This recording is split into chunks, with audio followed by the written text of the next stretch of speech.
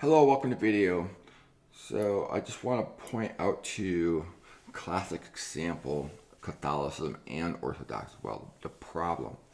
So this gentleman here is saying that the church fathers are unanimous in declaring that he went to Rome, Peter, and was martyred there under the pagan emperor Nero. Okay, now what happens here is and then it says here, I showed you all fathers agreeing with me, you're the heretic.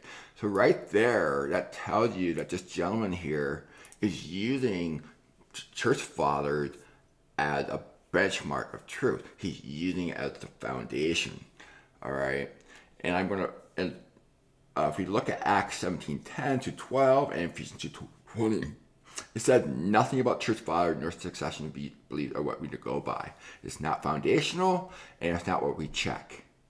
Okay, that's the difference between me and this gentleman. I have carefully pieced together the biblical timeline, understanding the biblical narrative, and also looking at the history surrounding that as well. The famines, throughout the Roman Empire under Claudius, the expulsion of Jews from Rome under Claudius, and just simply thinking through what had been going through their mind given the mission given to them.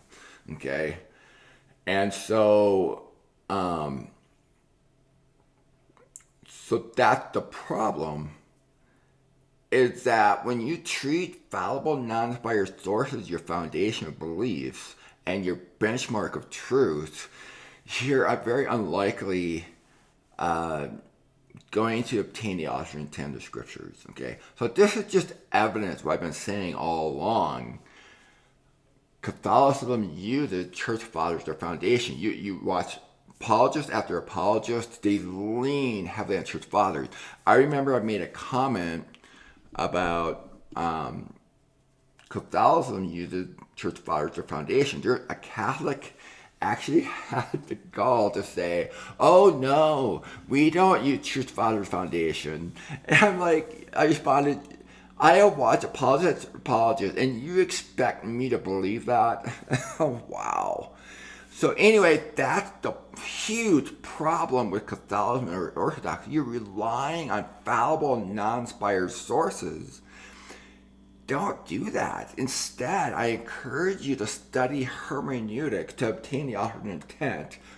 Get rid of all these presuppositions. Start over, push the reset button, and after you study hermeneutics exhaustively, then you're going to obviously want to diligently seek the scriptures to author's intent. And I guarantee you, if you purchase drawing software and carefully piece together a timeline and carefully think things through, you will see there are numerous problems with church fathers, numerous discrepancies. Okay, the problem is a lot of these scholars, they have never done that. They never purchased any drawing software to really carefully piece this stuff together. I personally think that seminaries should make a requirement before graduating that through the years they're in seminary, 4 years or however long they are, the entire time they have been building their, carefully piecing together a timeline. And I guarantee you by the end of those 4 years or however long they're in seminary, I don't mean piecing together a timeline within a year. I mean, I'm talking spending years carefully piecing together like I have. You will then see, wow, there are problems with church history.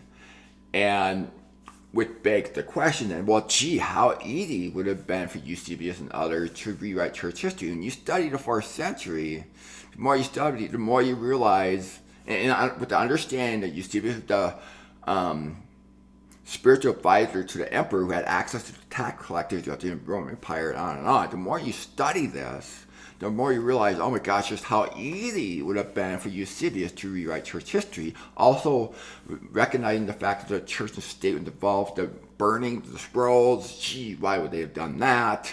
To rewrite history, getting rid of some history and rewriting it. It all comes together. So, if you haven't already, I have videos on Eusebius Constantine timeline that I pieced together the 4th century, where you can see a chronology, the things that happened when they were trying to rewrite history. And it become pretty clear, yeah, they were trying to rewrite church history. So anyway, so that's the problem with this gentleman. There's no doubt he'd never taken the time to do this, carefully piece together a timeline. He just going by what he's been told. And his benchmark of truth is just fallible, non-inspired sources. When you do that, you're so vulnerable going off to a tangent and don't know it. All right, so that's why it's best to stick with what Paul says here.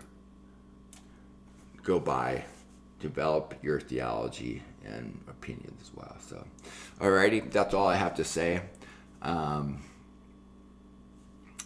Yeah. And anyway, this is all fun. Anyway, thank you very much and have a great rest of the day.